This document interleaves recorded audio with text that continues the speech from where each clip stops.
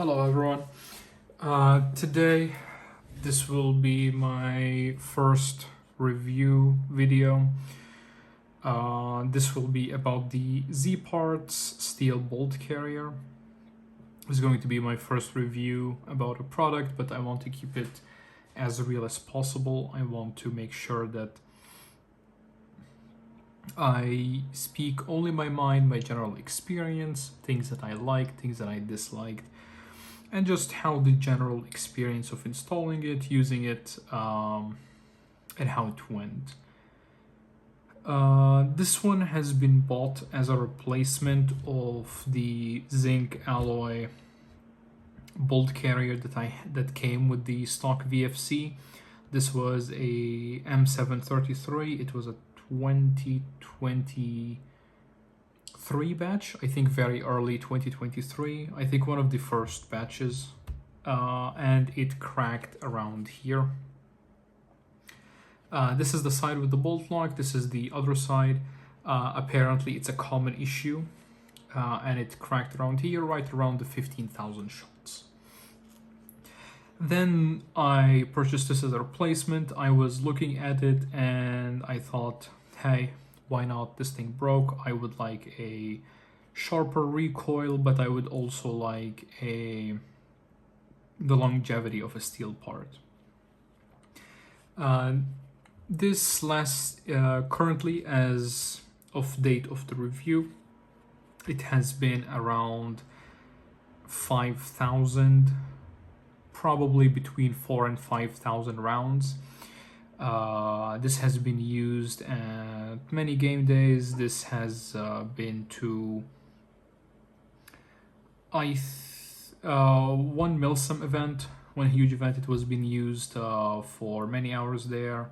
It was extremely dusty, extremely grimy, and this thing still chugged. And so yeah, it has been used pretty much. I shoot a lot at home, but I don't count those since it's mostly like dry fire, but in general there's been at least 4,000 to 5,000 BBs shot through this, and so far I quite like it.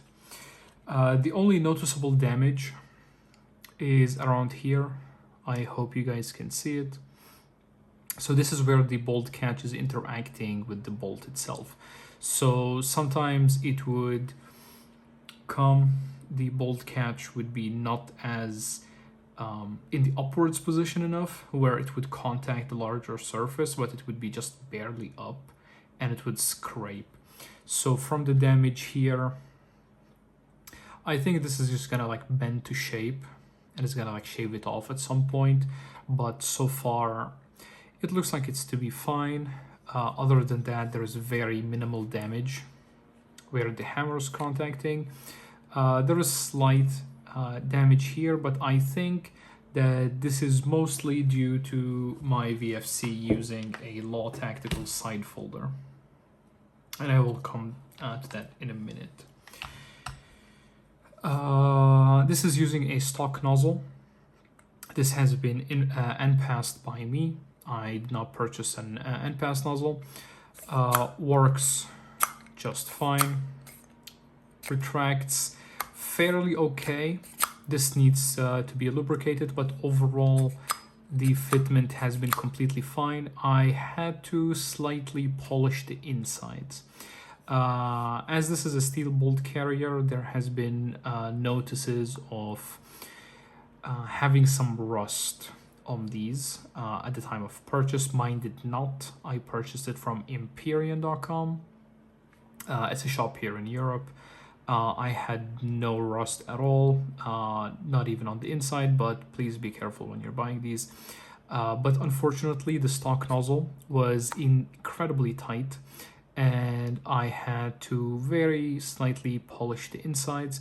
I did this with a Dremel head and some patience. I was able just to polish out just enough so it's smooth and it can ride just fine. Right now it's a bit sticky because it's missing some lube. This has been cleaned. This is after a event. As I said, it was extremely grimy, extremely dusty, but this thing had no problems. The other stock bolt carrier that I was using in my other rifle struggled a bit with the dust. But again, this is due to the main replica, not to the bolt carrier, but in general, this has been solid. The fitment of the nozzle, as you can see here, there's a slight gap. This did not affect performance whatsoever. My chrono reading stayed extremely consistent. I am within 15 BBs, if I remember correctly. I'm just having a deviation of within 10 FPS. So extremely consistent, considering that the stock configuration has a variance of about 25, sometimes even more, within those 10 to 15 BBs. But again, I'm using an upgraded hop-up unit and still a stock nozzle, but it's in a different configuration, so I would say that this is subjective to each replica. But overall, this did not change my efficiency, and it did not change the consistency of shot to shot. Also, this bolt carrier, as you can see, there's some threading on the inside, and this one comes with two weights. A smaller one and a slightly larger one. This is to add to the mass, to the recoiling power of this bolt carrier. But since I'm using, again, the Law Tactical side folder, I cannot. The Law Tactical side folder uses such extender, and it would hook in right in here. So just the threading is wide enough where this would fit. Of course, after some time and a lot of being pulled in and out, you cannot disassemble the gun without removing this. So with a lot of usage, I just need to wrap a bit more Teflon, but overall it sits pretty tight. I just need to add a bit more, and that's why I cannot use the weights, but otherwise I would have used them. This is I will get a weight measurer, and I'll be able to weigh things more accurately. But for now, according to the initial testing that I did, of course you need to take my word for it, this was as heavy as the larger weight. But again, this is not something that you would get with the Z parts bolt carrier, but as to say, this is the same amount of mass if you're only using the big one, but you have the option of two. Z Parts also sells many configurations of this bolt carrier, some that come with an aluminium nozzle and the full kit, and some come with an aluminium nozzle and an end pass, so please be careful when purchasing them. I'm still yet to try the aluminium nozzle. I'm gonna get another Z Parts HK bolt carrier, and I will get the aluminium nozzle. So we'll be able to test that since these are interchangeable. Overall, I'm extremely satisfied. The quality is top-notch. I'm using other Z Parts handguards and steel barrels, and so far I'm extremely impressed with their quality. And this is just fantastic. I genuinely enjoyed it. I think it's for the price, it is quite expensive. But compared to other bolt carriers on the market when it comes to steel bolts, this is not much more expensive. And Z Parts has a reputation and track record of being consistent, being a very good manufacturer and vendor. So I would stick with them. But again, do your research before you buy anything. You should do your due diligence. And also make sure that there is a need for this. A lot of the VFC replicas nowadays are coming with steel bolt carriers, and those ones, the coating on them is not as good, I would say. They develop scratches around here, which could be quite annoying. I do not enjoy them, but that is a thing. And VFC's coating just suck. This is a fact. until they do something about it, is going to stay the same. So, but overall, when it comes to performance, if you have a steel bolt from VFC, I see not much of a reason to purchase this until the stock VFC steel ones would break. If you have the zinc alloy ones, I guess there you would have much more of a reason to purchase these, especially since those ones are known to crack, especially, as I said, on the side that is opposite of where the bolt catch holds. It is also a heavier mass, so if you want a more snappy build, you would want something lighter. I would not recommend Swiss cheesing this one. You definitely could, but at that point I would just purchase a full zinc alloy kit from VFC themselves. They sell a full bolt with nozzle, everything assembled, just drop-in kits. They're quite inexpensive, and you can just purchase them every 10-15,000 shots. It's not that bad. You would also control the health of your nozzle that way. But if you really want the longevity of a steel bolt carrier, I think this is the way. Until someone comes out with lightweight bolt carriers. Maple Leaf makes one, but that is designed with a folding stock or a Law Tactical side folder. I would stay away from that. It's way too light of a recoil, but still it's quite good.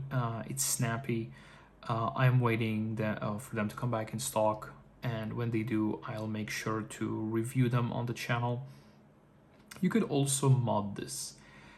Since it's steel, it is kind of designed for longevity. So if you want to mod this, mod something steel rather than zinc alloy, since the effort that you put in for modding something is going to last a lot longer, and the integrity of the bolt carrier will be there.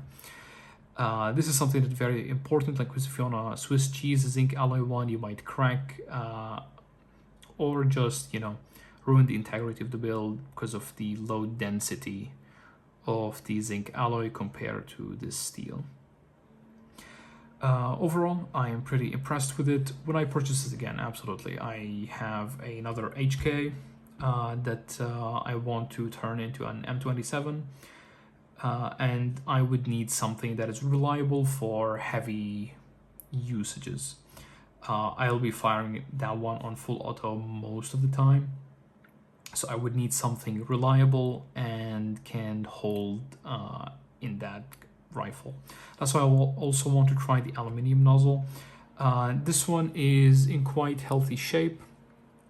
There's some quite just some nicks here and there. The feeding mechanism of the bolt is kind of okay. There is a bit of scratch there where the gasket meets the nozzle lips. It's quite okay, quite alright, nothing too severe. So I would want to try the aluminium nozzle, see how that goes in a full auto, almost machine gun build. Hopefully that would be also holds for a long time. So yeah, I'm definitely purchasing them again. I see them as worth the money for my case, but I cannot say for everyone. You need to do your research, you need to see if it works for you. Expect to do some minor fitment, especially with the nozzle, as I said. If there is rust, maybe ask the vendor before you purchase it to check the health of the bolt before purchasing it. And if they do have one with no rust, then go ahead. But in the case that you find one, see if you can clean it off. If not, maybe contact the seller, see if you can get a replacement. If not, you can always try to clean it out. And since this is steel, it will require a bit more maintenance and care, especially with the scratches and dents that just along the way you will get. It's good to keep it oiled, keep it out of moisture, take care of it. But when it comes to the fitment inside of here, there's absolutely no worries. Almost every single VFC bolt catch is made out of steel, so steel on steel will be generally okay. And from This bolt carrier, it looks like this is the weaker one.